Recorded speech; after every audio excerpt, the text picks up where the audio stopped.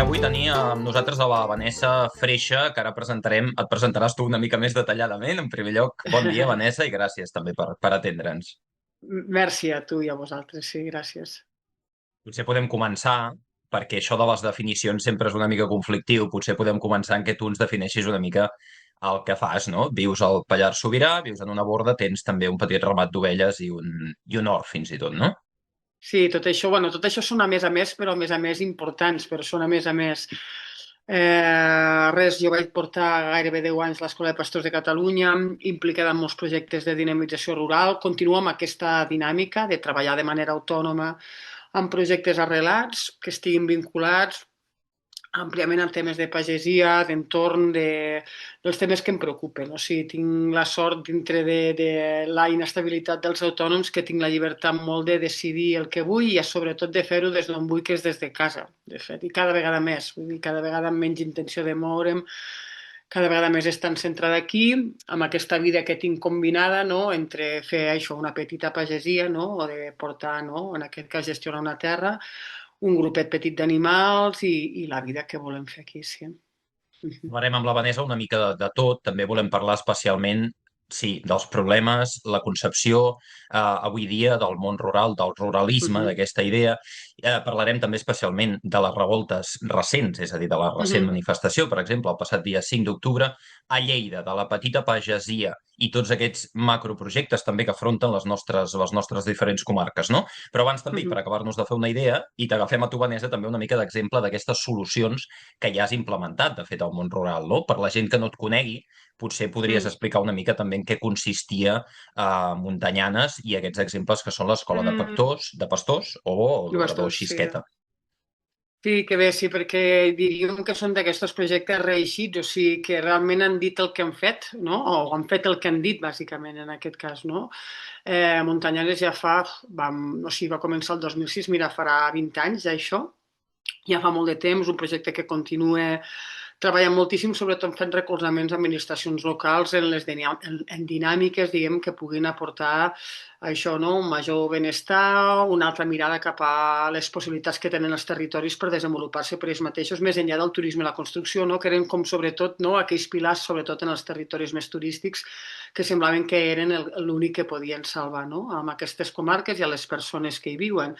Que de fet és veritat que des de que nosaltres, per dir-ho així, vam arribar, fins i tot aquesta situació s'ha radicalitzat encara més, no?, perquè encara són territoris encara més dependents, sobretot de l'activitat turística, com passa arreu amb altres sectors, no? És aquests monoconreus, no?, econòmics que fan que un territori sigui molt dependent i que alhora li sigui difícil decidir per ell mateix, no?, si en algun moment, no?, per les crisis que estem vivint o per voluntat pròpia, no?, volen agafar una altra deriva, no? Els muntanyanes continuen en vida, ho porten l'Eva Tarragona, l'Anna Palau, la Sílvia Rodríguez, amb molta força i també com sempre.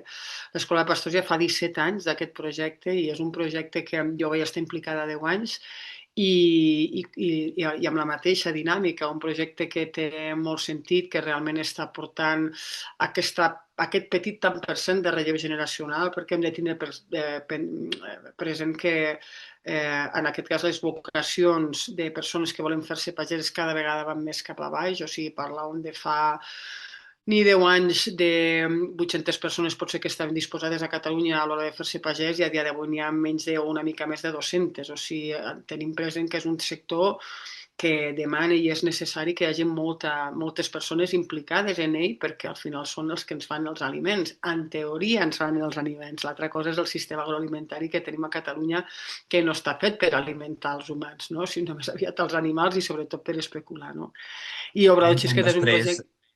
dic ara entrem Digues, després digues. a on comprem les coses, no? I també reflexionem sobre aquest tema, però de dades que tenim de fa poc temps de l'escola Sí, de pastors, heu dit, per agafar-la com a sí. exemple, i és que el 60% més o menys de la gent que hi entrava sí que podia reeixir amb algun petit projecte en el món rural, no? No sé si Sí, això realment és així, si jo diria evoluciona que en positiu. continuen amb aquestes dades i això són camins diferents, no? Hi ha gent que es dedica a fer de pastor de muntanya a l'estiu, hi ha gent que treballa en aquest cas per projectes ja ramaders iniciats i per tant són pastors de suport, hi ha gent que inicia el seu projecte de manera autònoma o bé individualment o naturalment amb parella o en aquest cas amb un sistema cooperatiu, i tot i amb això hi són i treballen i són molt vocacionals, el que penso que ha de quedar molt clar, però penso que ja fa molts anys, no, ja fa 17, que la gent sap una mica el camí que fa l'escola, és que són gent que creuen molt amb el que estan fent, vull dir, no hi ha d'haver aquesta mirada de que són persones que no saben on es posen, tot el contrari, però tot i amb això hi ha molts problemes estructurals que fan encara difícil que aquestes persones continuen de manera garantida o que d'altres projectes com aquests i naturalment de la pagesia més tradicional puguin tirar endavant amb garanties, no? Perquè la política va cap a un altre cantó, no hi ha suports estables i un tema que és crucial i que ni de bon tros està resolt ni se'l miren de cara és el tema de l'accés a la terra, que és molt i molt difícil, no? Per les persones sobretot que comencen de zero i necessiten trobar un espai per començar a plantejar el seu projecte de vida i el seu projecte econòmic. Anàvem, perquè tu has pogut fer això, diguem, de tenir aquest petit remat, aquesta petita, no? Mm. Petit exemple, però evidentment el tema de les terres és molt preocupant, perquè a França sí que hi ha un exemple de fa molt temps, ells tenen un Sí, banc de terres sí, públic. sí. Com estem aquí en aquest sentit? Perquè, clar, qui vulgui accedir a la Mm. terra, com ho ha de fer, a no ser que tingui una finca d'herència familiar o alguna cosa, no?, que pugui facilitar aquest accés.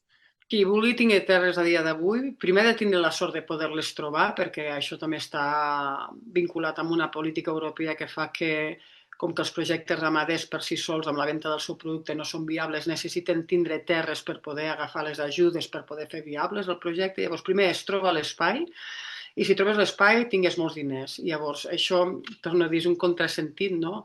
Una vida que aparentment, en el bon sentit, és senzilla, no? I que té una funció molt clara i lloable, és molt difícil poder començar pràcticament res.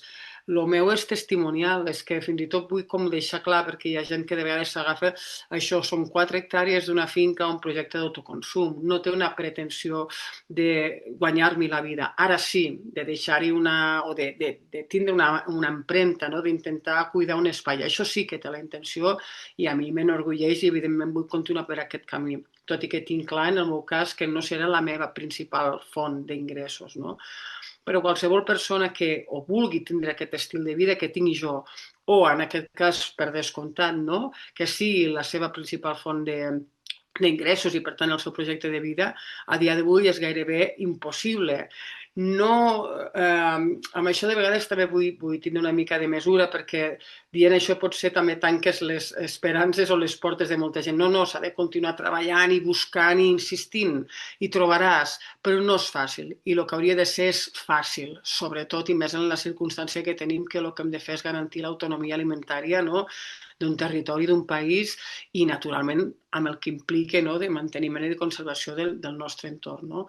França és l'únic país de la Unió Europea que té un banc de terres i, a més històric, és des dels anys 60, no? Com és possible que cap altre país s'hagi posat en el sentit de protegir la terra per al que està feta, no?, que al final és per proveir-nos d'aliments, en aquest cas amb aquesta relació recíproca de cuidar per recollir, no?, que és el que hem de tindre clar que ha de ser així. Mm. Nosaltres sempre n'hem parlat molt, eh? La ramaderia, igual que la pesca, té noms i cognoms. Una cosa és la Mm. ramaderia industrial, intensiva, l'altra cosa Sí. és la ramaderia extensiva, el pastoralisme, transhumància, digue-li com vulguis, no?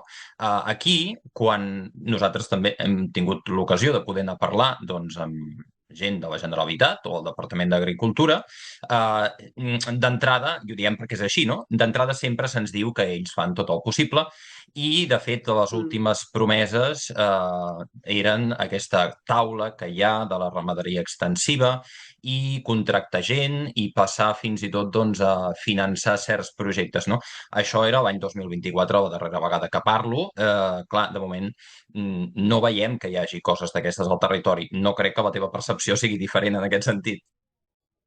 El que ha de quedar clar a tothom, que em penso que ara ja tenim l'experiència, no?, de dècades, no?, d'intencions i de no accions, és que, per exemple, no?, es va aprovar en aquest cas el pla de la ramaderia extensiva com també s'han aprovat naturalment d'altres programes, no?, que prometien, no?, a més, en aquest cas amb recursos, no?, el desplegament, no?, d'un altre escenari per la pagesia o per el món rural, i com sempre, això no és de nou, això sempre ha passat, no?, s'aproven moltes coses que no es porten a terme, no?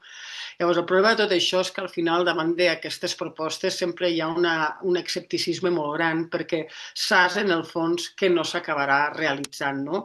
En aquest cas, els governs el que fan és compleixen, no?, o dictàmens, no?, o en aquest cas mandats de la Unió Europea, que demana que es facin aquests plans, que s'escriguin aquestes estratègies, però un cop fet no es porten a terme. No es porten a terme bàsicament perquè, per diverses raons. Naturalment sempre hi ha, no?, els interessos que hi ha al darrere del capital que miren cap a un altre cantó i que són aquestes grans empreses les que estan assegudes, no?, de les persones que decideixen. Això per descomptat, també ho hem de tindre clar, no? Però també un aspecte que de vegades se'ns escapa, que també penso que es comença a posar sobre la taula, és que realment tenim persones al davant dels governs que estan molt apartades, molt allunyades del món rural, com la majoria de la població, per tant, molt desconnectades del seu dia a dia, que si ho han fet des de l'àmbit de l'empresa, per tant, amb una mirada molt economicista, en aquest cas, no?, amb aquest sempre objectiu d'intentar treure el màxim benefici de les coses sense importar el que són. Al cap i a la fi estem parlant d'aliments, però podríem parlar de qualsevol cosa en el sistema alimentari. Al final és com una fàbrica que funciona per treure el màxim benefici possible, no?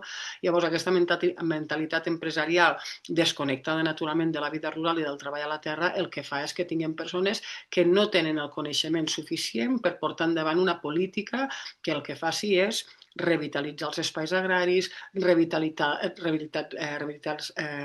el sector i sobretot fer que tingui una funció clara, que és fer els aliments per a una població local, per descomptat, no?, amb el que dèiem abans, no?, conservant, mantenint i regenerant l'espai en què es realitzen, no? Ara el que estem fent és explotant el sol, a més no poder treure el màxim benefici, i al final les conseqüències futures ja ens les trobarem, però de moment no importen, tot i que siguin molt evidents, no?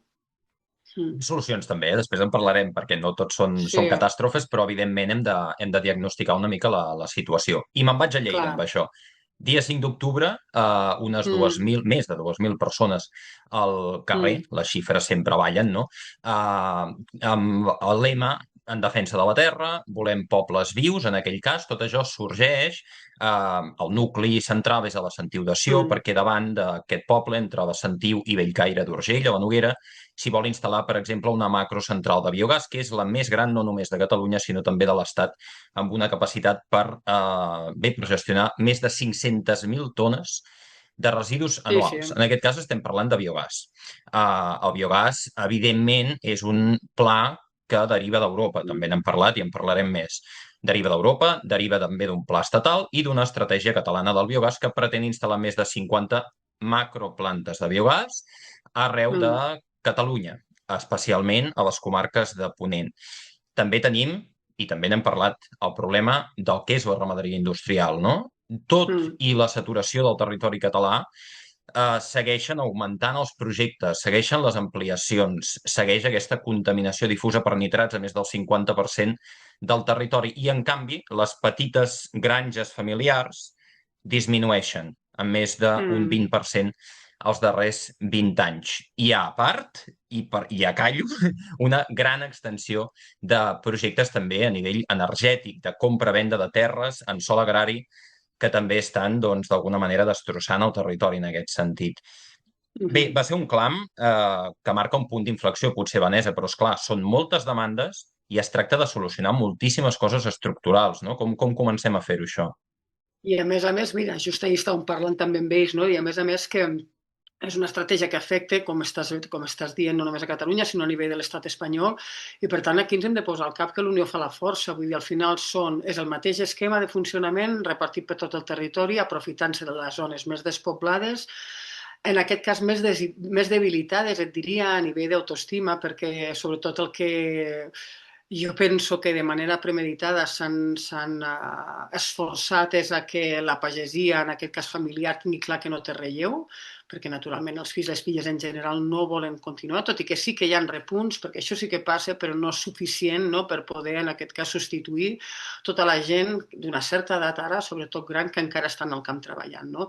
Si tu davant de tot això veus que no tens relleu, no?, que t'estan pressionant, no?, perquè en aquest cas venguis, lloguis o cedeixis, en aquest cas s'expropien moltes terres per, en aquest cas, no?, un interès general, com estan naturalment amb els decrets aprovant a l'estat espanyol, no?, que són tot el tema de les energies renovables, et forcen sí o sí, vulguis o no, a moure fitxa i en aquest cas a perdre aquest espai. No? Està passant a tot arreu, a Jaén amb tot l'intensiu que també hi ha de l'oliva, però en aquest cas amb totes les macroplantes fotovoltaiques, sobretot no? Al nord d'Espanya, tota aquesta especialització que vol haver amb el tema de macrogranges a nivell de ramader en Catalunya, aquesta bombolla del biogàs, no? I a tot arreu es repeteix el mateix esquema, és a dir, projectes, torno a dir, no?, que no tenen com una lògica perquè al final no és subministrar i proveir a la població local també de l'energia que necessita si volem substituir aquest sistema de combustible fòssil, sinó que el que estem fent és de nou generar, no?, en aquest cas un bé, sigui energètic, per convertir-nos també en una colònia energètica que vendrem en aquest cas cap a Europa, que deixarem tots els contaminants, residus i tots els efectes no col·laterals negatius aquí, amb una promesa de llocs de treball, perquè naturalment es considera que aquests espais no tenen cap altra oportunitat que tot això, perquè se suposa que ningú vol viure aquí. I això no és cert, no? Això sempre aquesta utilització, aquesta manipulació i aquest comportament de dominació que tenen els sistemes econòmics especulatius, que el que volen és fer això, una inversió que els hi surti barat, no? El més barat és anar-te'n en un territori on no tindràs aparentment oposició, comprar barat, invertir el que puguis, però sobretot, no? I el que estan fent els projectes energètics és també captar molts fons públics, per tant que paguem tots nosaltres, però en aquest cas en una primera etapa guanyar uns diners i quan aquests projectes no funcionen, en aquest cas traspassar-los, no?, a la gestió pública i de nou nosaltres empassar-nos a aquest gripau tan gran que a més haurà empebrit de manera flagrant tots aquests espais. No? D'una manera pot ser irreversible, perquè al final estem parlant de projectes que és construcció de ciment en molts casos, no? Que agafen moltíssimes hectàrees de superfície i sobretot el que comporta és l'abandó d'aquests espais i que la gent no tingui esperança que es pugui guanyar la vida amb això. Quan mira si és fàcil que al final el govern tingués una política en el bon sentit proteccionista de la pagesia actual, de la pagesia familiar, de la pagesia mitjana, i l'únic que ha de fer, que encara no ha fet a dia d'avui, tot i que té aprovada una llei des de l'any 2020, que el que és garantir el preu en origen i no la desplegada, com moltes altres, és el que estem dient. Això és la història, no?, d'aquest país, no? Lleis aprovades que no es porten a terme, doncs simplement el que hauria de fer és pagar el preu just en origen dels aliments que fan la pagesia. Com a mínim això, i això encara no ho tenim garantit, no? Què estem fent? Tot el contrari, no?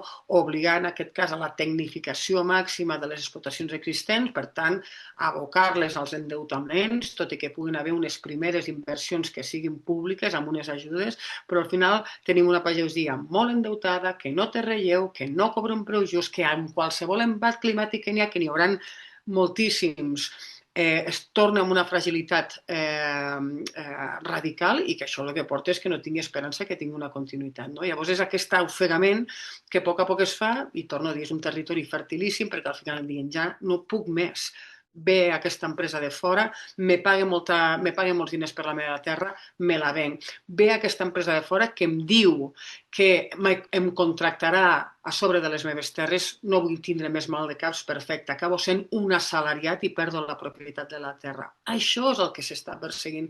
El que em sembla mentida és que es faci de manera premeditada i sobretot un govern que el que ha de fer és vetllar pel benestar de les persones. No? Llavors el que estem fent és vendre el patrimoni que s'ha guardat a través de moltíssimes mans, no? Per part de moltes famílies i l'estem venent de manera massiva perquè l'acaparin en aquest cas 4 fons d'inversió que seran els que dominaran moltes coses, no només el tema energètic, sinó el tema alimentari. Com és possible que no hi hagi una estratègia per part del govern de blindar aquestes sobiranies que són necessàries per la vida? No es comprèn, veritat. El que es comprèn és que, i el que hem de tindre clar, que també ho sabem, és que són sistemes que són molt corruptes. O sigui, la corrupció és la característica principal de la societat actual. O sigui, és intentar aprofitar-se individualment a costa de la vida dels altres. Per això jo de vegades em passa que no puc evitar comparar, no, les situacions que es viuen arreu, situacions molt conflictives i bèl·liques, naturalment, amb les situacions que estem vivint aquí, perquè per mi tenen una importància també molt cabdal. Bàsicament perquè ens hi estem jugant la vida. Ara ens costa de veure-ho, però naturalment serem molt dependents en aquest cas d'una cosa que fins fa molt poc temps érem completament autònoms, no? Tot just fa 60 anys, de fet, fa molt poc de tot això. De fet, Mm. és una de les nostres funcions d'explicar des de la ciència què ens està passant, perquè, evidentment, tot això que dius, no? Potser, encara que sigui sense voler, hi ha moltes coses a les quals haurem de renunciar per obligació d'aquí a molt Mm. poc temps, no? I, per tant, bé, tot això és constatat. Afegeixo tres dades a propòsit de tot això que has dit per acabar de constatar el desastre. Després parlem una mica més en positiu, però, Sí, per exemple, dades generals de la FAO, l'Organització de les Nacions Unides per l'Agricultura i per l'Alimentació. Un 70% del sòl al món, que era fèrtil, ara mateix sí, ja sí. és infèrtil, a causa de totes aquestes coses que diem. La producció ramadera a Catalunya, de tot això que dèiem, especialment la industrial, un 60%, gairebé el 60% d'aquesta producció s'exporta fora. Sí, També si sí, ho sí. extenguéssim en el cas de les fruites i de les verdures. I a més, no només això, sinó que a més tot allò que produïm, de tot allò que produïm, un terç gairebé dels aliments els acabem llançant, sigui a les nostres cases o sigui directament des del camp, no? Per tant, clar, tot això ens deixa veure que la situació i aquesta situació de sobirania alimentària de la qual parlem moltes vegades, doncs que hauríem d'avançar cap aquí, estem tirant absolutament enrere. I, per tant, hauríem de recuperar És, aquest camí de... i refer aquest desgavell, no? clar, és que és un tema, bueno, torno a dir, no? Primer, d'entendre les prioritats que té un país. Això per començar. Llavors, això implica canviar la mentalitat de les persones, i en aquest cas de les persones que estan al capdavant d'un país governant. Llavors, això vol dir girar el mitjó. És que és tornar a dir, és com repensar-ho tot. Llavors, estem preparats? Ara mateix et diria que no, perquè torno a dir, la societat en general i la política és un reflexe, dona l'esquena amb aquests aspectes, amb aquestes essencialitats. Els hi dona completament a l'esquena. No ho veu com una prioritat, però et diria que fins i tot, encara que ho veiessin una prioritat, segurament la manera de gestionar-ho seria molt diferent a la lògica del que estem exposant ara aquí, no? Seria buscant aquestes solucions que en aquest cas empreses, no? En aquest cas d'altres interessos els hi posarien sobre de la taula com a eficients, quan al final l'eficiència de les coses és simplement aplicar un coneixement tradicional i una lògica, en aquest cas, no? de gestionar en comú uns espais que tenen una prioritat pública, de fet. No? El que tindria sentit és que en aquest cas la gestió de la terra tingués aquesta mirada pública i proteccionista. Això implicaria també una gestió, en aquest cas una planificació de la terra agrària, de la terra fèrtil, amb unes finalitats concretes. Pensa que la majoria de la superfície agrària és per fer farratge per animals, és a dir, és per a l'engreix dels animals, no és per al consum humà. Diria que tenim no arriba ni un 2% de la superfície agrària a Catalunya que està destinada a la horta que naturalment consumiríem i consumim els humans. És a dir, la gran part de la superfície està destinada també de nou amb aquesta especulació, no? Amb aquesta producció alimentària en massa. Per tant, això és canviar, i canviar vol dir també canviar la mentalitat de la pagesia, que han sigut una mica la mà, no? L'artífex, la mà d'obra que ha reproduït aquest sistema al que se'ls ha conduït, perquè naturalment ells abans d'això feien moltes altres coses. El sistema els ha dit que la manera de guanyar-se la vida era aquesta. Per tant, això ho tenen molt interioritzat. I això vol dir també una cosa molt important, és que també el que hem de fer és qüestionar-nos la identitat que hem tingut i que tenim ara al món rural, perquè ha sigut una identitat imposada, una identitat interessada, on se'ns ha dit a la gent què és el que havíem de fer i de ser. I ens hem cregut molt perquè teníem l'autoestima tan baixa que de cop i volta han passat de ser uns camperols que ningú se'ls mirava a ser uns ramaders, uns agricultors que al final acaben movent molts diners, de fet, sí, però que en queden molt pocs a les mans de les persones i amb moltíssim esforç, no? I cada vegada amb menys relleu, no? Llavors, això el que implica és això, una estratègia de país que prioritze en aquest cas, la sobirania alimentària i, a més, que pugui tindre aquesta part d'espai, si n'hi ha, per poder fer una venda externa. Amb això no m'hi posaria. El que sí que m'importa és que el que hem de fer, com tu parlaves, és aplicar aquestes altes pràctiques agràries. Això vol dir el que ens sona tant a les orelles, que és la regeneració de la terra, la regeneració de la vida, no? I això vol dir tractar el sol, en aquest cas amb la importància que té, que és una cosa que fins ara no ens l'havíem mirat. A més, amb els beneficis que pot aportar amb el tema de la captació del carboni, a més, no? O sigui, que ens pot ajudar a mitigar, a més, si tractem bé la terra.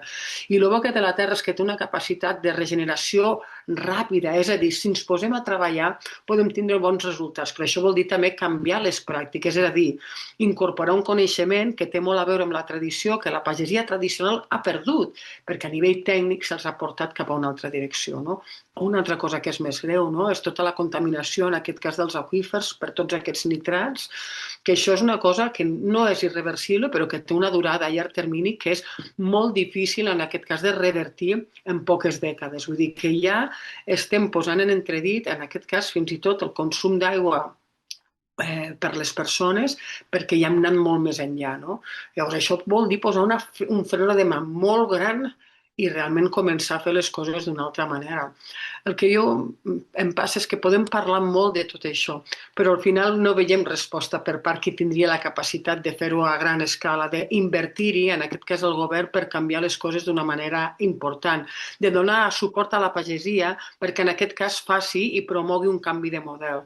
Això sí que ho estem veient, no? En aquest cas, no? En projectes individuals que veuen clarament que aquest és el camí i estan portant-ho a la pràctica, i al final sí que acaben sent aquells exemples que poden demostrar que clarament un altre model és possible i en aquest cas amb uns resultats beneficiosos per tothom.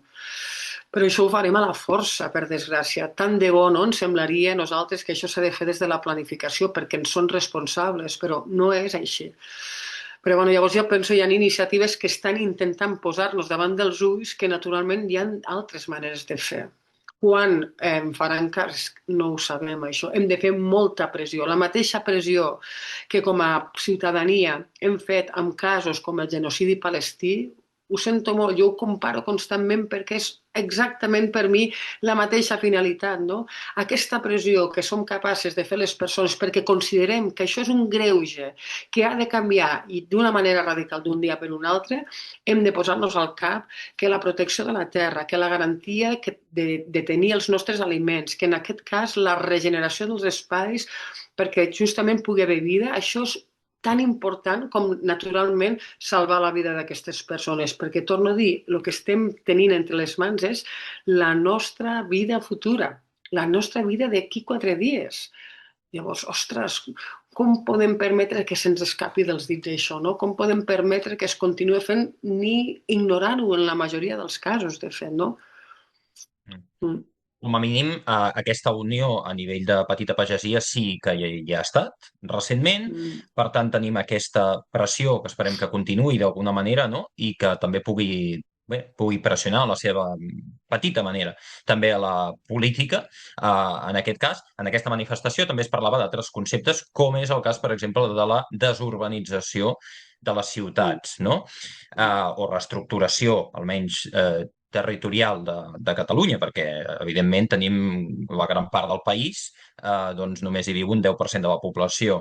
Tot això és difícil i és complex des d'aquest punt de vista que parlaves tu, que parlàvem, no? També a nivell econòmic, perquè al final les coses també han de sortir d'alguna manera, hem de poder menjar, no? Tots, i per tant tot això s'ha de facilitar d'alguna manera. Com fem aquesta desurbanització de les ciutats o com canviem també el món urbà, el món més urbà, perquè també és una qüestió molt, molt important, i com fem arribar aquests aliments, no? que deriven d'una producció responsable també als ciutadans de les grans Clar, primer, urbanitzacions.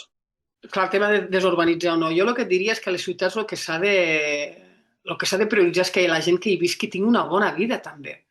És que és això el que s'ha de fer. Garantir, torno a dir, els temes essencials, aliment, aigua, cures i abric, és a dir, la gent ha de tindre accés a la vivenda, a la ciutat o al camp, perquè aquest problema està tot arreu, no? Especialment encara més a la ciutat, no?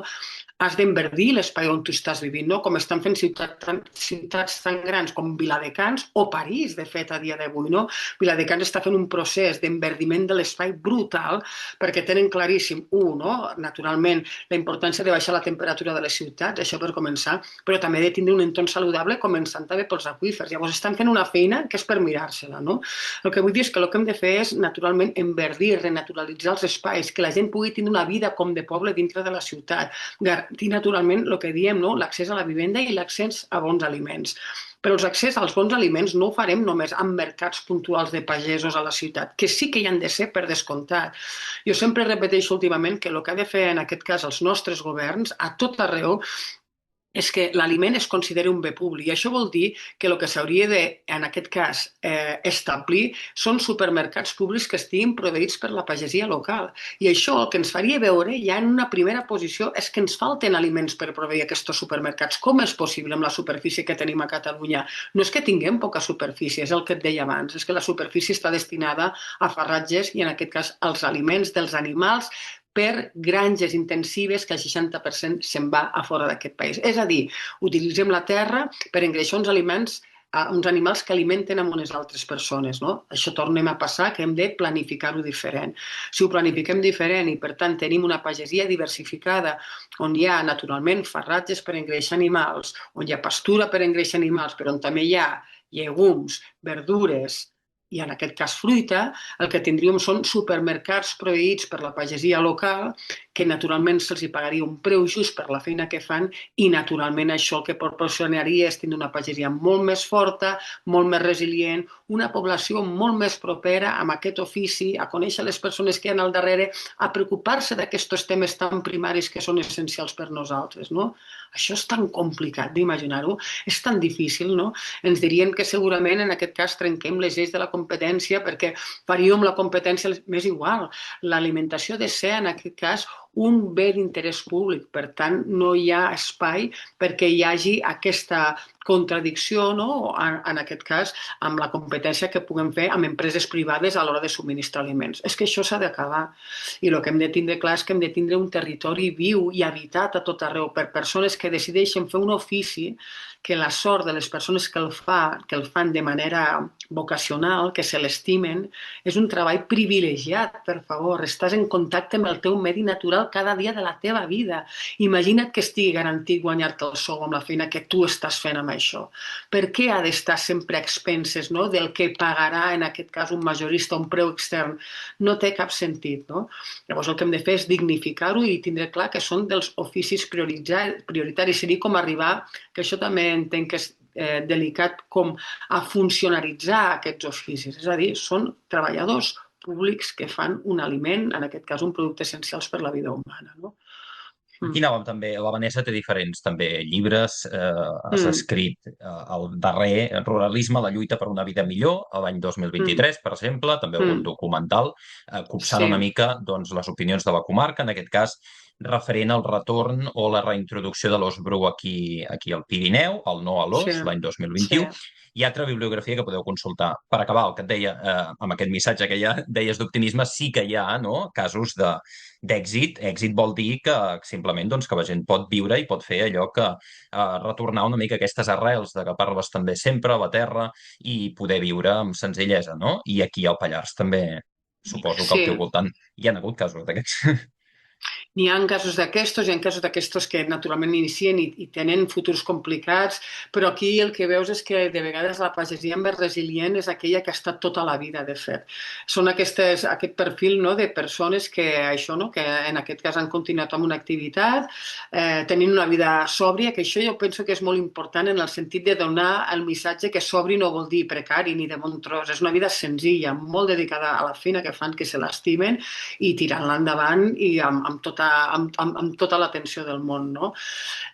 Jo sempre recomano, hi ha aquesta sèrie documental que penso que és un tresor, tot i que pugui tindre contradiccions, però és aquesta que es diu Hope. Hope el que està posant sobre de la taula són projectes, en aquest cas, que tenen com a objectiu principal, en aquest cas, aquest equilibri de la cura i la protecció de la terra i, naturalment, afavorir la vida de les persones en un marc, en aquest cas, segur. I jo penso que la grandesa que té aquest projecte és que està ensenyant els projectes que són a gran escala, per tant, replicables i per tant es poden multiplicar d'una manera important tenint com a resultat aquesta protecció de l'entorn, la protecció de la vida de les persones i, en aquest cas, aquest inici, aquest apropament a la mitigació del canvi climàtic. Llavors, en aquest cas, el que s'han dedicat és a buscar exemples a escala internacional, però també naturalment a Catalunya i a Espanya, que són aquesta mostra de que podem fer-ho d'una manera molt diferent. Al final és una cosa de imaginar-nos les coses des d'un altre lloc, no? És com una mica trencar aquesta idea de que les coses sempre són d'una manera determinada.